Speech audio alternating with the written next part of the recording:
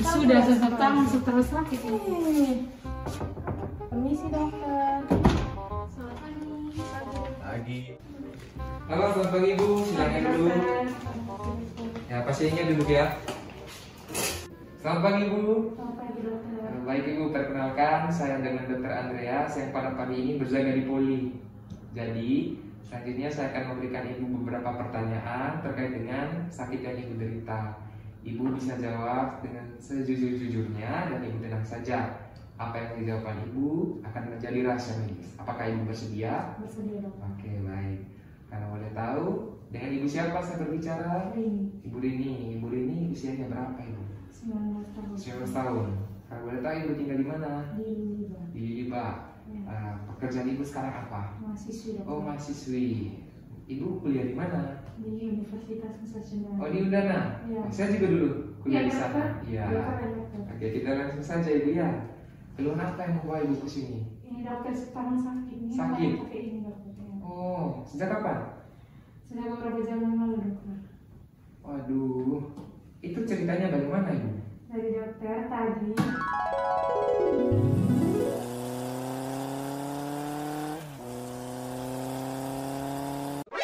NANI?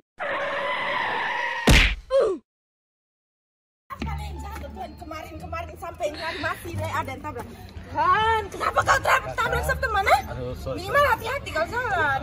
Harus tidak boleh panik, kita harus bantu. Aduh, kak, boleh pelan-pelan, bantu kak, bantu dia dong. Aduh sakit. Sabar, tahan kakak, tahan. Aduh ini pernah belajar yang kemarin tuh kalau misalnya begini. Pelan-pelan. Kak, nanti tariknya di rumah. Aduh. Kak, siap suka motor, antar sampai mandi rumah sakit. Itu bisa mau ke dokter, Kak.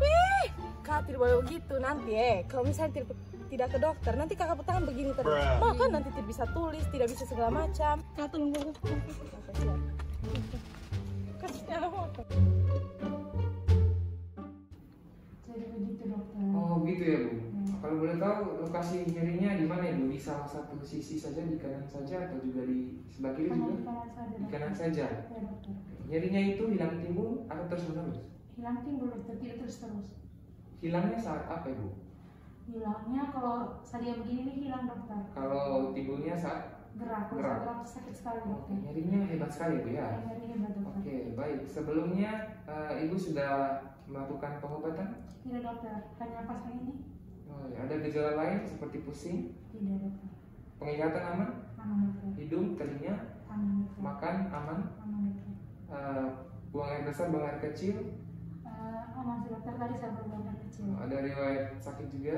Tidak ada dokter. Kalau dalam kegiatan sehari-hari terganggu, Ini kan baru beberapa jam dokter. Iya. Tadi terganggu sih pas mau Oh, iya. kelas atau apa Oke. juga terganggu. ya, jantung berdebar ada, Tidak dokter. ada riwayat penyakit lain juga, Tidak. diabetes, darah tinggi, Tidak dokter. ada alergi obat, Tidak dokter. alergi makanan, Tidak juga. alergi debu tidak ada. Tidak. Oke, baik ya Bu ya. Jadi setelah kita melakukan analisis ini dengan Ibu Rini 19 tahun datang dengan keluhan sakit pada siku sebelah kanan ya Bu ya. Jadi dugaan sementara sepertinya Ibu mengalami fraktur atau dislokasi, saya juga belum bisa memastikan. Selanjutnya kita akan melakukan pemeriksaan fisik guna untuk mengetahui apa sebenarnya yang Ibu rasakan. Apakah Ibu bersedia? Bersedia. Oke, terima kasih Bu. Selanjutnya kita ke pemeriksaan fisik. Ayo perawat saya, silahkan antarkan ibunya ke tempat tidur. Kita akan melakukan pemeriksaan fisik. Terima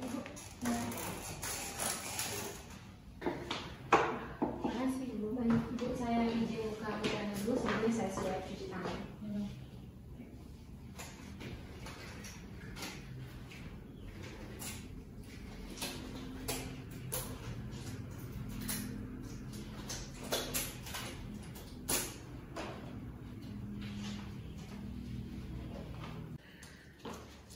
Halo Ibu.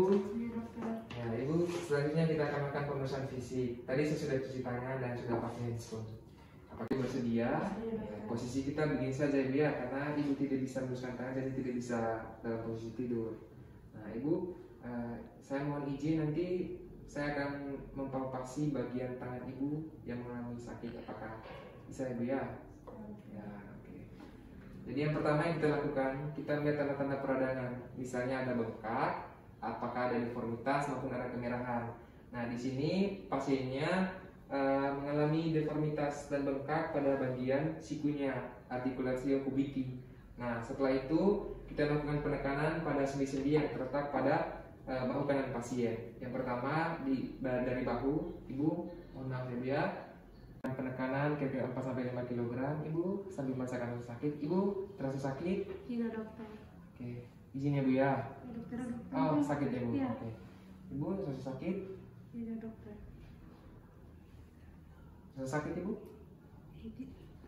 Tidak ada rasa dokter. Tidak ada rasa? Iya. Di sini juga? Iya dokter.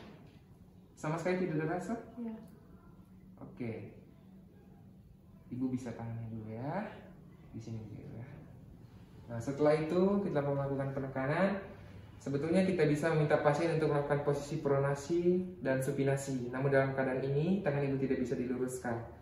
Nah, selanjutnya yang kita lakukan yaitu meminta pasien untuk mengepalkan tangan. Ibu bisa mengepalkan tangan? Oh ya, Ibu tidak bisa paksa. Sakit. Sakit. Ya. Kalau melakukan penekanan tangan sakit Ibu. Ya. Coba Ibu sentuhkan jari Ibu seperti ini, menggunakan ibu jari, sentuhkan efek jari Ibu. Oh iya, baik. Makasih Bu. Kita menilai juga ketepatan dan ekspresi dari Ibu ketika menyentuhkan jari-jarinya dan melakukan pengepalan tadi. Lalu kita juga bisa minta pasien untuk melakukan gerakan mengangkat tangan ke atas sampai ke belakang leher.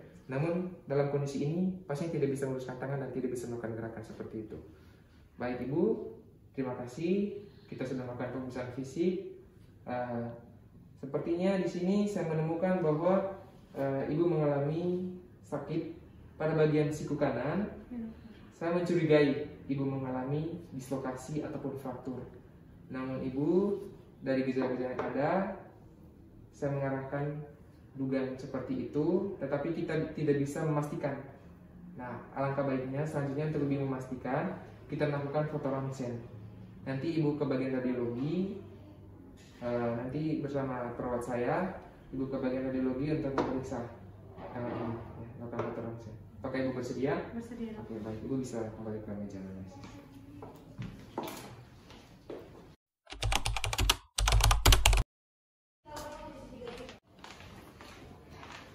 Halo, selamat pagi Ibu.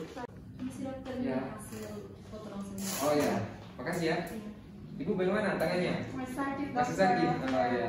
Gak apa-apa Ibu. Setelah ini kita baca ya hasil ronsennya supaya bisa tahu Ibu sebenarnya sakitnya apa, supaya nanti bisa diterapi. Bisa Ibu? Bisa.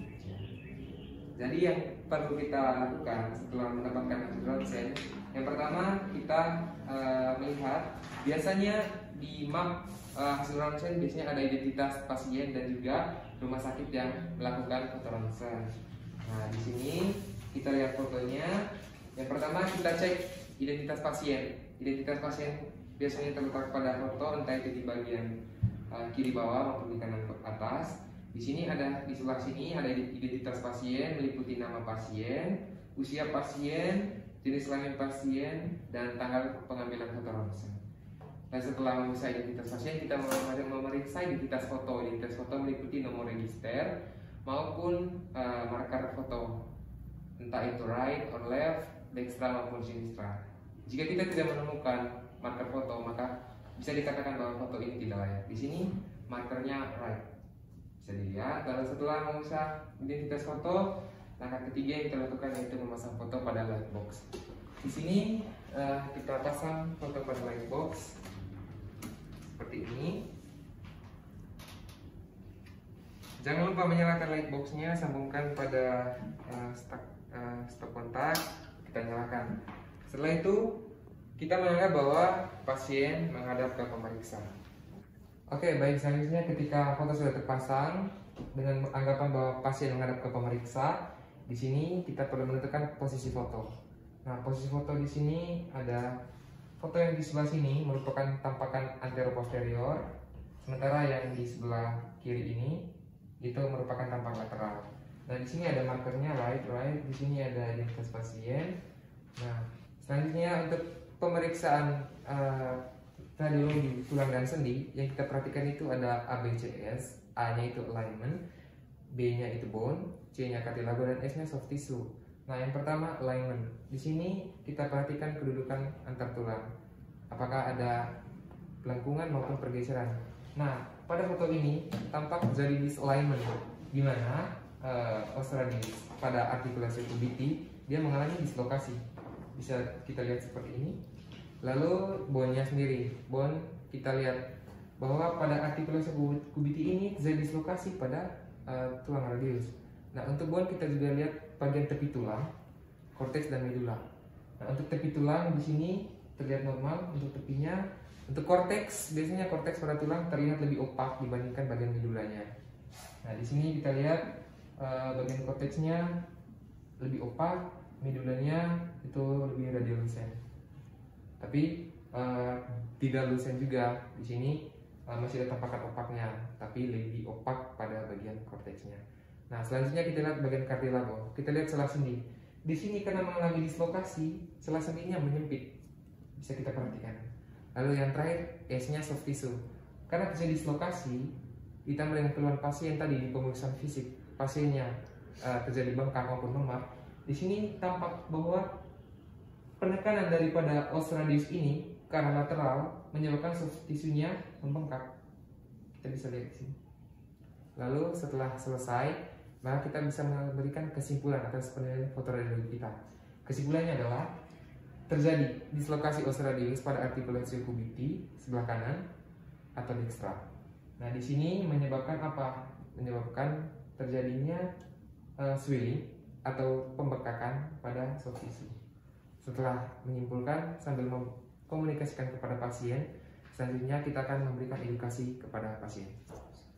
Setelah selesai melakukan penilaian, kita mematikan kembali lightbox, mengambil hasil ronsen dan cabut steker dan stop kontak. Oke, baik Ibu, setelah tadi saya sudah menyampaikan hasil ronsen daripada Ibu sendiri, kita sudah lihat sama-sama Ibu bahwa yang terjadi pada lengan kanan Ibu adalah terjadi dislokasi. Itu pada salah satu tulang Ibu, tulang yang ada pada bagian depan pergelangan tangan Ibu. Kalau istilah medisnya itu tulang radius Ibu. Jadi itu terjadi dislokasi yang menyebabkan tulangnya itu mendorong bagian dari kulit Ibu sehingga itu terjadi bengkak sama ada memar-memar Ibu. Ya. Jadi untuk pengobatannya sendiri Ibu, yang pertama ada reduksi. Nah, reduksi itu Ibu bisa ke spesialis tulang, ortopedi, nanti akan dikembalikan tulang yang mengalami dislokasi sehingga kembali lagi ke posisi semula. Nah, untuk sementara yang bisa dilakukan juga imobilisasi ya, dipasang jendela.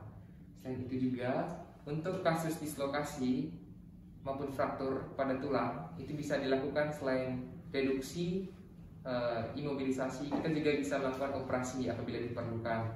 Nah, selain itu untuk pasien ini sendiri juga sambil menunggu direduksi tulangnya, kita juga bisa melakukan pengopresan maupun pemberian obat anti nyeri agar ibunya tidak mengalami sakit ya. Jadi sekian video penilaian radiologi dari kami. Ibu bisa membawa ini pulang. Ibu bawa simpan di tempat yang baik, jangan sampai anak kecil main ini. Dan juga yang terpenting ibu tidak boleh dilipat ya. Kasih, tidak boleh dilipat.